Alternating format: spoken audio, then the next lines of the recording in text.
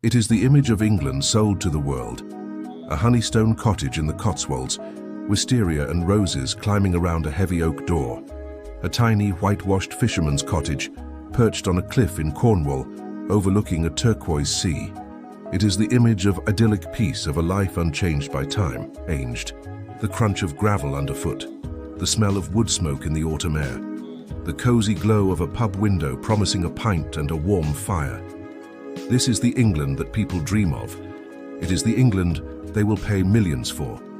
And that payment is the root of the problem. Because this image is a lie. If you visit these postcard villages, St. Ives, Padstow, Stow-on-the-Wold, you will see a perfect manicured, beautiful surface. But you are not visiting a living community. You are visiting a film set. You are walking through a beautiful corpse. The first sign is subtle, but once you see it, you cannot unsee it. Look at the front doors. Next to almost every single one, you will find a small black metal box, a key safe. It is the telltale sign of an Airbnb, the silent admission that the person who owns this door is not here. The second sign is even more chilling. Come back to that perfect village high street, not on a sunny Saturday in August, but at 9 p.m. on a Tuesday in November. Look up. The windows are all dark.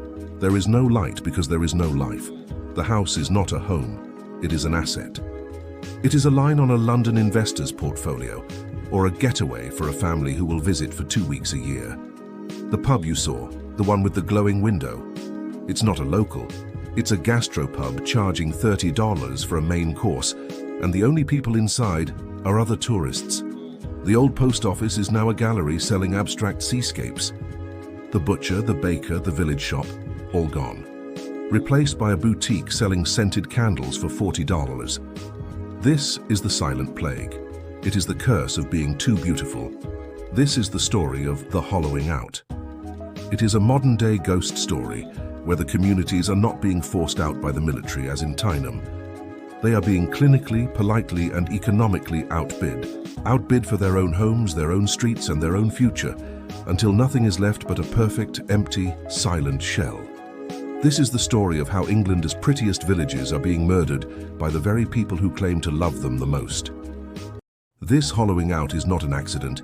It is a war of attrition fought on two distinct economic fronts. The first is a rapid blitzkrieg-style assault, the short-term holiday let. The second is a slower, more grinding occupation, the second home. Let's dissect the first enemy, the platform-driven holiday let. Companies like Airbnb and Vrbo, in the span of a single decade, have completely re-engineered the rural housing market. The mechanism is brutally simple: profit. Why would a cottage owner in Padstow, Cornwall, rent their two-bedroom property to a local teacher or a fisherman for, say, $800 a month on a long-term contract? That's a fixed, reliable, but modest income. Why would they do that, when they can list that same property on a short-term letting site and charge $250 per night during the August peak? That's $1,250 a week. Even accounting for cleaning fees, management costs, and the off-season in the depths of winter, the annual profit is double, often triple, what they could ever make from a local tenant. The long-term tenant is no longer an asset. They are an economic liability. The result is a catastrophic domino effect. As one house after another is flipped from a residential property to a commercial holiday let, the available supply of long-term rentals in the village evaporates. It doesn't just shrink, it vanishes. This creates a desperate scarcity. The few remaining long-term rentals see their prices skyrocket, far beyond the reach of anyone earning a local wage. And this is the core of the problem. The wages in these beautiful rural areas are often seasonal, low, and tied to the very tourism industry that is pricing them out. A hospitality worker in St. Ives earning $22,000 a year cannot possibly compete for a flat that now costs $1,200 a month. They are forced to move, first to the next town over, then to the town after that, until they are commuting 90 minutes back into the village they grew up in, just to serve coffee to the tourists, who are now sleeping in their neighbor's bedroom. Then comes the second front, the occupation by the second home. This is a different, older, and perhaps more insidious problem. This is not just about profit, it is about prestige. It is the London banker, the Manchester tech entrepreneur, the wealthy retiree who wants a bolt hole in the Cotswolds. A status symbol, a weekend escape. Unlike the Airbnb, this house is not rented out. It is simply empty. It is a ghost house sitting dark and cold for 48 to 50 weeks of the year. What happens when one street has 3 ghost houses? Then 5, then 10? The village doesn't just get quieter, it begins to die. The primary school is the first victim. It needs a steady flow of young families to remain viable. But the young families have been priced out. The school roll drops from 100 pupils to 60 to 30. Below that number, the local council deems it unviable and shuts it down. Now any remaining young family has another reason to leave. The village shop, which relied on the school-run parents for its morning trade, loses its customers. The GP surgery loses its registered patients, forcing it to amalgamate with a larger hub practice in a town 15 miles away. The last remaining pub becomes unsustainable. The village has been hollowed out from the inside. And here is the savage irony: the very vibrant community and local charm the second homeowners sought to buy is the exact thing their presence systematically destroys. This problem existed for decades, but the COVID-19 pandemic threw petrol on the fire. The race for space, combined with the new reality of remote working, created a stampede. City dwellers, flush with equity from their London flats, fled to the countryside. But they weren't just bidding for second homes. They were bidding for their main homes, bringing 6-figure city salaries with them. The result is what you see today. Not a community, but a curated collection of properties. A seasonal theme park. A place where the only people who can afford to live there are the ones who do not need to. To see the final end stage of this disease, you must travel to the far southwest. You must go to the Duchy of Cornwall.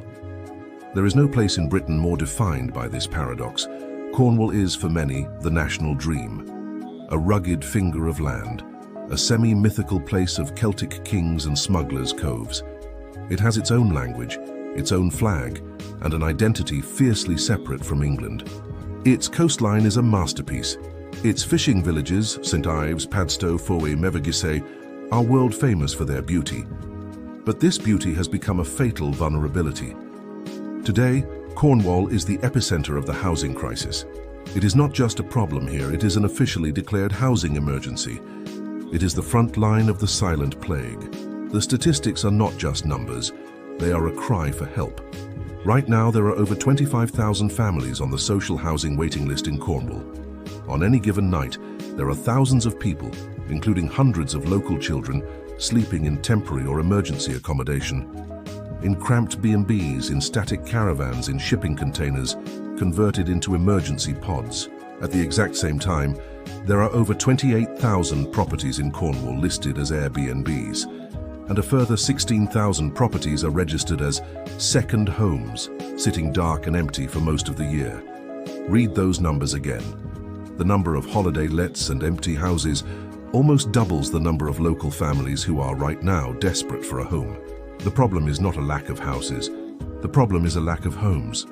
Let us walk for a moment down a street in the village of St. Minver. It's a small inland parish, not even a major tourist hotspot. Yet official figures show that more than 60%, 60 of all the properties there, are not the main residence of the person who owns them. They are second homes. How does a community survive when more than half of its houses are empty? It doesn't. Now go to the famous harbour towns. In Padstow, that jewel of the north coast, the local primary school has seen its pupil numbers collapse as families are forced out one by one. The old town, the part tourists flock to, is now a ghost town in winter. The local council has reported that every single shop on its main street has been sold to an outside investor. The local community, the very people who made the town, have been ethnically cleansed by economics. In St. Ives, a town synonymous with art and light, residents finally tried to fight back. In 2016, they passed a neighborhood plan that banned the building of any new build property that was not going to be a principal residence. It was a desperate attempt to stop the hollowing out. The developers fought it.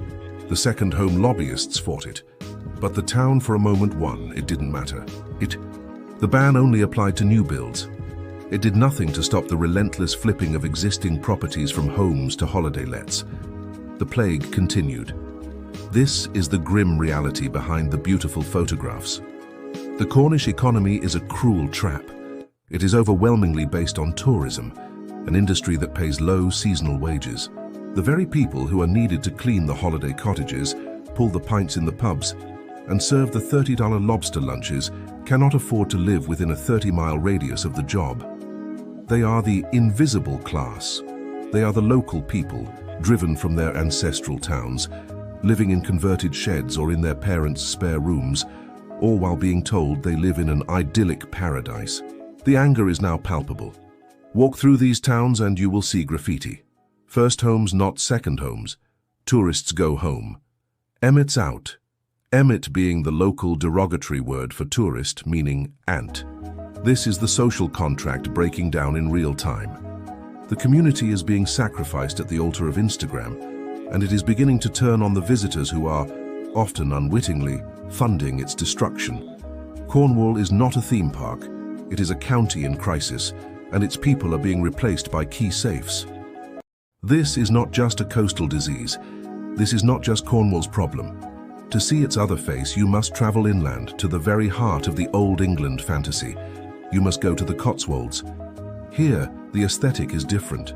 Not rugged cliffs and sea spray, but rolling green hills, ancient woodland, and villages built from a unique honey-colored limestone that seems to glow in the evening sun. This is the England of Tolkien, of picture-book villages like Bourton-on-the-Water and Stow-on-the-Wold, and here the plague manifests not just as a rash of holiday lets, but as a silent, velvet-gloved conquest. This is the land of the super-rich. In the Cotswolds, the new aristocracy, the hedge fund managers, the celebrities, the global billionaires, are not just buying second homes. They are curating private empires. They are buying the entire village. They buy the Grade 2 listed manor house, then they buy the farm next door to ensure their privacy, then they buy the 2 cottages on the lane to house their private staff, and then they buy the village pub to turn it into a private members club or a gastropub so exclusive that no local could ever afford to drink there. This is a new feudalism. It is a modern-day Domesday book being written, where entire parishes are owned by a single, often absent, offshore entity. Towns like Chipping Norton have been dubbed the new Notting Hill, a rural playground for the London elite. But what is the cost of this conquest? It is something deeper and more irreversible than even the housing crisis. It is the death of culture. It is the great erasure. When a local community is replaced by a transient population of tourists and weekenders, the social fabric doesn't just fray, it dissolves. First, you lose the sound. The unique historic accents and dialects of England are being scrubbed clean. The Brizzle accent of a Cotswold farmer, the ancient dialect of a Cumbrian shepherd, the musical lilt of a Cornish fisherman. These are the living, breathing history of a place. They are being replaced by the homogeneous received pronunciation of the new owners. The regional identity, carried in the voice, is being silenced. Then, you lose the traditions. The village fete, the local cricket club, the bonfire night committee, the women's institute. These are the connective tissues of a community. They rely on a permanent, dedicated population of volunteers. When that population is replaced by people who are only there for 2 weeks in August, these institutions collapse. The village green, once the center of communal life, becomes just a pretty patch of grass for tourists to take photos of. You lose the knowledge. The local stonemason, whose family has known how to work the unique Cotswold stone for 300 years, cannot afford to live there. The farmer who understands the valley's unique drainage, the fisherman who can read the local tides, this deep, unwritten ancestral knowledge is lost. It is replaced by a commuting service class who have no connection to the land they are paid to maintain. And finally, you lose the local pub, the real pub, the one with the sticky carpet, the dartboard and the old man in the corner who has sat on the same stool for 40 years. That pub, the true social center, the village parliament, the place where all classes and ages mixed, is bulldozed. It is replaced by a wine bar with grey walls, brushed steel fittings and a menu of small plates. This is the end result of the silent plague, a bland, sterile, homogeneous heritage England. A country where every beautiful village, whether it's in Yorkshire, Suffolk or Cornwall, is slowly being made to look identical. They all have the same farrow and ball, elephant's breath grey paint on their doors. They all have the same high-end delicatessen selling 15 jars of chutney. They all have the same identical fleet of black Range Rovers and Porsche Cayennes parked outside. It is a country where the young people born in a village are now internal exiles. They are exiled from their own heritage. They are the permanent, invisible service class, tending to the museum their home has become, for a wealthy clientele that has bought everything but understands nothing. So we have two different ghosts, two different ways for a community to die. The first is the story of Tyneham, a sudden, violent public death, a village requisitioned by the state, sacrificed for a clear and noble cause to win the Second World War. The residents were forced out, but they left with patriotic pride and with a solemn promise that they would return. Their tragedy was a betrayal, a promise broken by a cold bureaucratic government. Today, Tyneham is a memorial, a scar on the land that is preserved and respected. Its death was an event. The second is the story of Padstow, of Bourton-on-the-Water, of St. Ives. This is a death by 1,000 cuts. A slow, silent, creeping strangulation, not by the state but by the market, not by tanks but by key safes, not by soldiers to win a war, but by investors to win a profit. There is no single event to protest. There is no single letter from the War Office to pin on the church door. There is only the invisible, relentless force of global capital, which has decided that an ancient fishing community is more valuable as a collection of investment opportunities and luxury holiday experiences than it is as a home for the people whose families have lived there for 1,000 years. What is the solution? The communities are trying to fight back. In places like St. Ives and Fowey, they have pushed for neighborhood plans that limit new builds to primary residences only, a valiant but ultimately futile attempt to plug a dam with one finger. In Wales, the government has imposed a crippling 300% council tax premium on second homes, a desperate fiscal measure to try and tip the economic scales back towards locals. In North Yorkshire, in towns like Whitby, similar measures are being debated as the same plague that hollowed out Cornwall creeps relentlessly up the country's east coast. But for many, it is already too late. The damage is not just economic, it is cultural, and it is permanent. You cannot rebuild a community once its school, its pub, its shop, and its multi-generational families have been ripped out.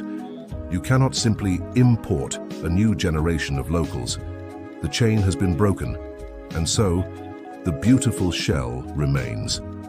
A perfectly preserved, wonderfully photogenic, utterly dead thing. The tourists come, they take their photos, they post them on Instagram with the caption, "Idyllic living" or "Escape the city."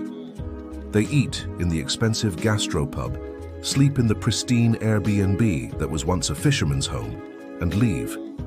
They have consumed the beauty, but they have never once met a local person other than the one who served them their coffee. They have visited a theme park. The next time you see a photograph of a perfect English village, look closer. Look past the wisteria and the honeystone walls. Look for the key safes. Look for the darkened windows. Look for the silence where a community used to be. You are not looking at a dream, you are looking at the scene of a crime.